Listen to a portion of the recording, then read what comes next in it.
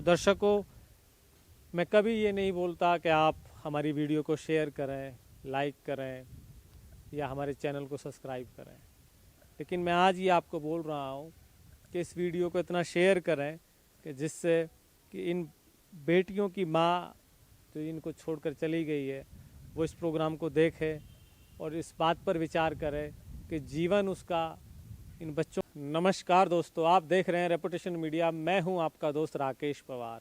दर्शकों, reputation media के programme राष्ट्र की आवाज़ में आपका स्वागत है और आज हम हैं ग्रेटर नोएडा के चौगानपुर में। दर्शकों, हम आपको बता दें, काफ़ी दिनों से हमारे पास एक फ़ोन आ रहा था। हम मेरे पीछे जो खड़े हैं सज्जन, इनका नाम है जोगिंदर सिंह। ये बार बार फ़ोन करके हमें बोल रहे थे कि मैं आत्महत्या करना चाहता हूँ, मैं मरना चाहता हूँ। तो जब इनका कई बार फ़ोन हमारे पास आया तो हमने इसका संज्ञान लेने की कोशिश की तो जाना कि इनकी पत्नी इनको छोड़कर चली गई है और ये बहुत परेशान है। इनके 3 बेटियां और 1 बेटा है। मज़दूर कास्ट के ये लोग हैं। तो आज इनसे जानते हैं कि भाई ये क्यों आत्महत्या करना चाहते हैं, पत्नी इनको छोड़कर जो गई है उसका क्या कारण है। तो आइए बात करते हैं। जी जोगिंदर सिंह। अच्छा जोगिंदर जी, आप ये बताइए कि आप रहने वाले कहाँ के हैं? रहने वाले कानपुर के हैं। कानपुर के पास कोई गांव है या? खास कानपुर। कानपुर के। हाँ। तो ग्रेटर नोएडा में कितने समय से आप रहते हैं? हमें हो गए 14 साल। 14 साल हो गए। हाँ। तो आपकी जो पत्नी है हाँ। वो कहाँ चली गई, कैसे वो क्या माजरा है? हमारा भांजे ने मुझको फ़ोन किया यहाँ आने के लिए, कहने लगा मामा मेरी ड्यूटी नहीं लगती है, हमको ड्यूटी लगवा देना। तो हमने ठीक है भैया चले आओ तो मैं तुम्हारी ड्यूटी लगवा दूंगा। यहाँ आए, मैंने उनकी ड्यूटी लगवाई। रहे वो 1 साल रहे, फिर 1 साल बाद पता नहीं क्या हुआ, मतलब तो दिन में मतलब मैंने खाना खाया, खाना खाते ही मुझको पता नहीं क्या हुआ, मतलब मुझको नींद सी आ गई बिल्कुल, जैसे किसी ने नशे की टैबलेट वगैरह कुछ नशे की किसी दे दी हो? चीज़ दे दी गई हमें। जी। फिर मेरी आँख खुली 3 बजे करीब, तो वो घर में नहीं मिली, बच्चे स्कूल गए हुए थे। मैंने आके फ़ोन लगाया तो फ़ोन बिजी बता रहा था। फिर उसके बाद फ़ोन उठाया तो बोली हम भंडारा खाने गए हैं, भंडारा खा के अभी हम आ रहे हैं। तो हमने कहा अभी तो भंडारा खिलाते हैं। फिर तब से उनका पता नहीं चला कहाँ है।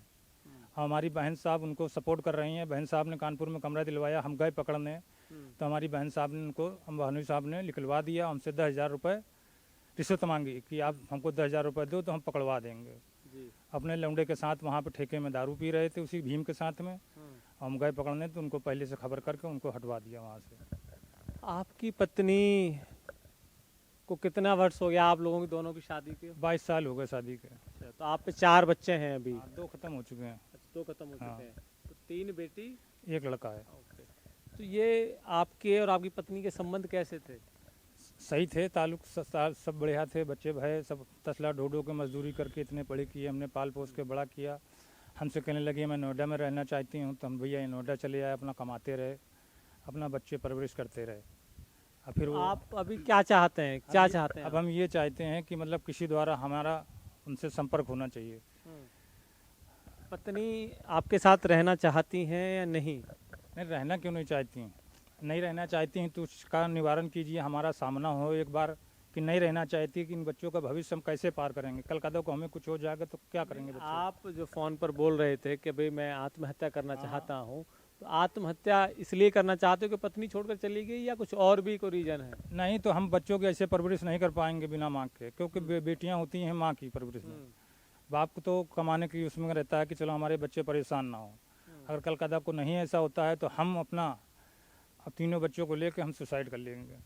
आप सुसाइड तो कमज़ोर आदमी करता है, लेकिन आप ये बताइए कि आपके वहाँ कानपुर में आपके यार रिश्तेदार और अड़ोस पड़ोस के लोग, उन्होंने कोई मदद नहीं की आपकी? मदद क्या, उन लोगों को मेरे भाई लोगों ने गए, वहाँ रहते हैं, जाके हम 2-3 महीने गए हैं, पता लगाया है, तो वो लोग भी कहते हैं कि उन्होंने गलत किया है। अब बहन साहब हमारा संपर्क नहीं कर रही हैं, घर छोड़े फिर भागे फिर रहे हैं। कानपुर में हैं, वो भी कानपुर में कमरा किराया कर लेकर रह रहे हैं। दर्शकों,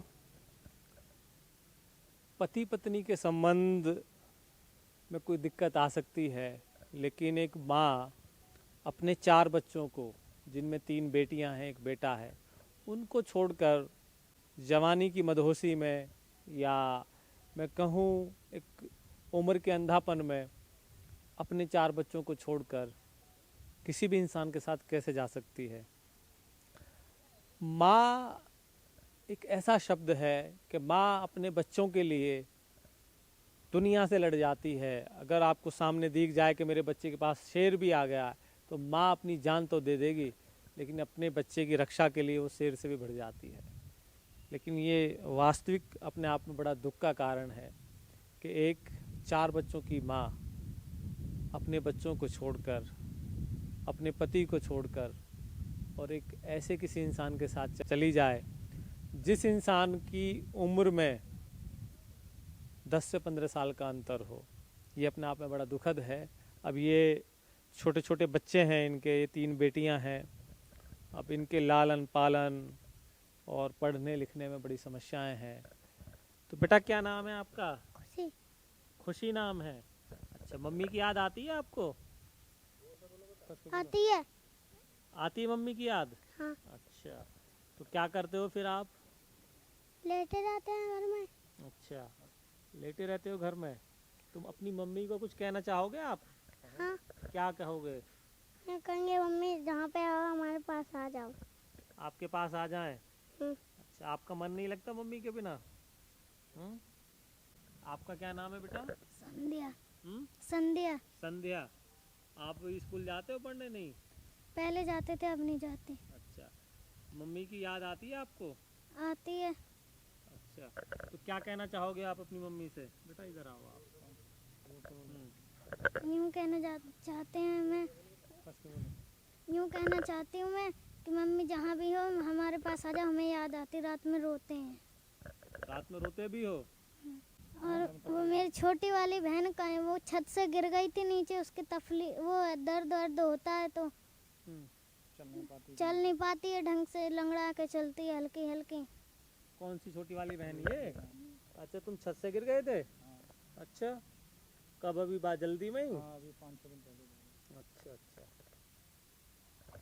आपका क्या नाम है बेटा? इधर आओ। क्या नाम है आपका? रागनी। रागनी। बेटा स्कूल जाते हो आप? अब नहीं जाते हैं, पहले जाते थे। पहले जाते थे, तो अब क्यों नहीं जाते? वो आधार कार्ड मांगते हैं। तो आधार कार्ड नहीं है आपके पास? क्यों, कहाँ गए आधार कार्ड? मेरा तो हैगा, इन दोनों का नहीं बनाया अभी। अच्छा, क्या दिक्कत क्या आ रही है उसमें, कुछ पता है आपको? ओटीपी मांग रहे हैं। अच्छा, तो ओटीपी क्यों नहीं, मतलब ओटीपी क्या, मतलब फ़ोन नंबर, फ़ोन कहाँ है जिस पे ओटीपी आना है? मेरी मम्मी के पास। मम्मी के पास है, तो उस वजह से इन बच्चों के दोनों के आधार कार्ड भी नहीं बन पा रहे हैं? अच्छा। नहीं। आप अपनी मम्मी से क्या कहना चाहेंगे? यूँ कहना चाहते हैं मम्मी आप जहाँ भी हो हमारे पास आ जाओ, आपकी बहुत याद आती है। रात को उठ के रोते हैं। तो मम्मी जब आपके पास थी तो आप लोगों को खूब प्यार करती थी? हाँ। लेकिन अब आप चारों को छोड़कर चली गई हैं, तो मम्मी की याद आती है। तो पढ़ाई आप क्यों नहीं कर पा रहे हैं?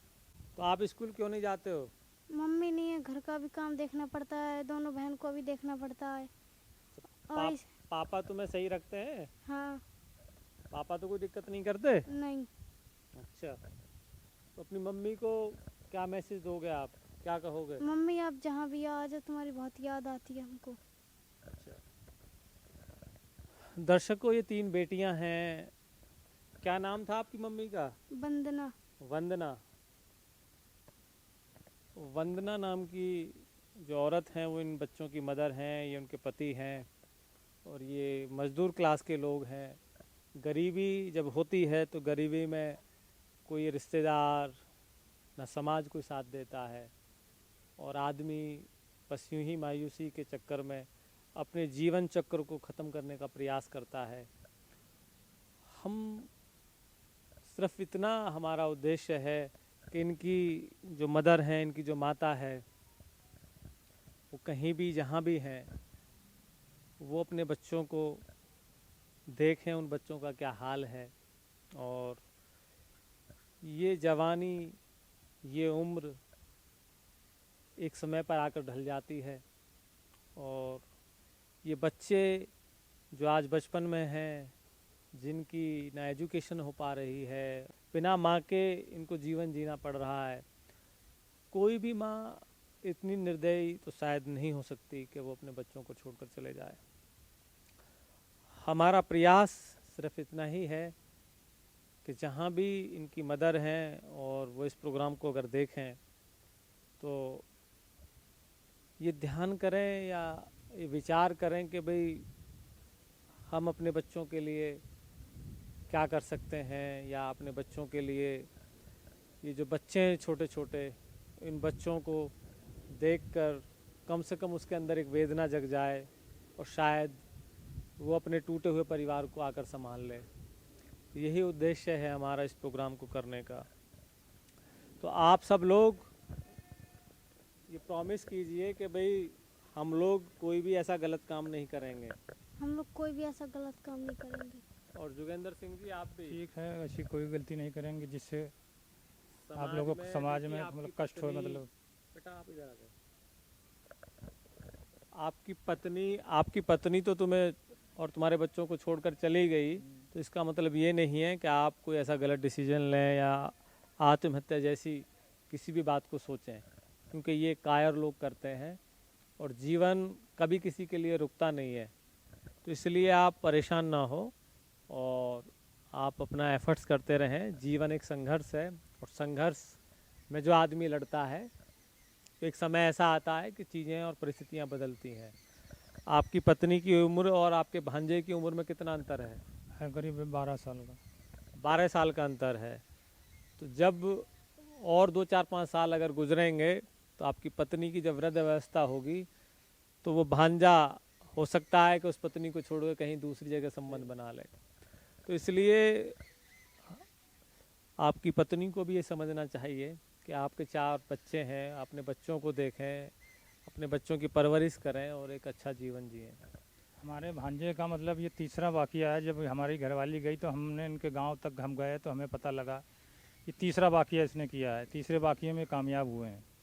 तीसरा वाक्य कैसे? मतलब अपने ताऊ के बहू को ओके। रखे था नखलऊ में। नखलऊ जाता था, यहाँ से पैसा कौड़ी कमा के सारा नखलऊ जाता था। 15-15 दिन रहता था उसके साथ में। मतलब आपका कहने का ये मतलब है कि दो लेडीज से और भी उसके संबंध रहे हैं।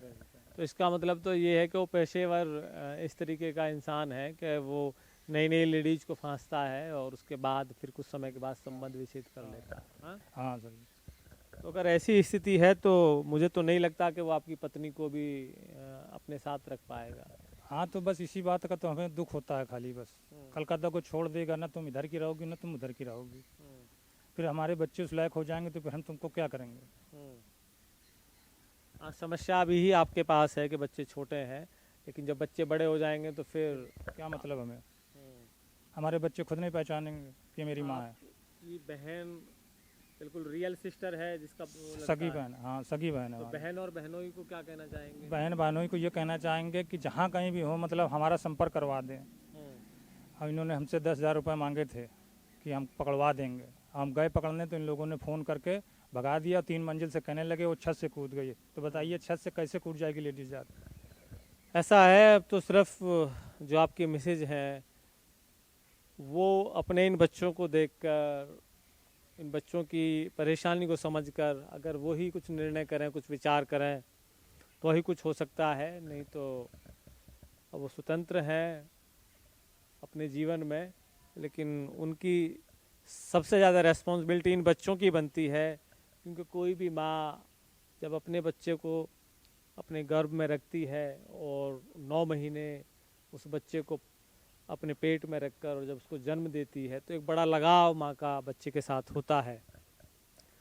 तो दर्शकों, इनकी व्यथा ये है कि इनकी 3 बेटियां हैं, 1 बेटा है और ये मज़दूर वर्ग के लोग हैं। इनको मजदूरी भी करनी पड़ती है, बच्चों को देख रेख भी करनी पड़ती है। अब माँ के बिना अब ये बच्ची है 4-5 साल की और ये 7 साल की बच्ची है, ये 12-13 साल की लड़की है। अब ये इस एज में माता की सबसे ज़्यादा ज़रूरत होती है। अब जब इस एज में माँ अगर इनको नहीं मिलेगी तो इन बच्चों का जीवन कैसा रहेगा? और दूसरा एक बड़े शर्म का विषय है कि जिन बच्चों को ये पता चले कि उनकी माँ उनको छोड़कर किसी दूसरे इंसान के साथ चली गई है, उनके पिता को छोड़कर किसी दूसरे इंसान के साथ चली गई है, तो इससे बड़ी शर्म की बात न किसी पति के न किसी बच्चे के साथ हो सकती।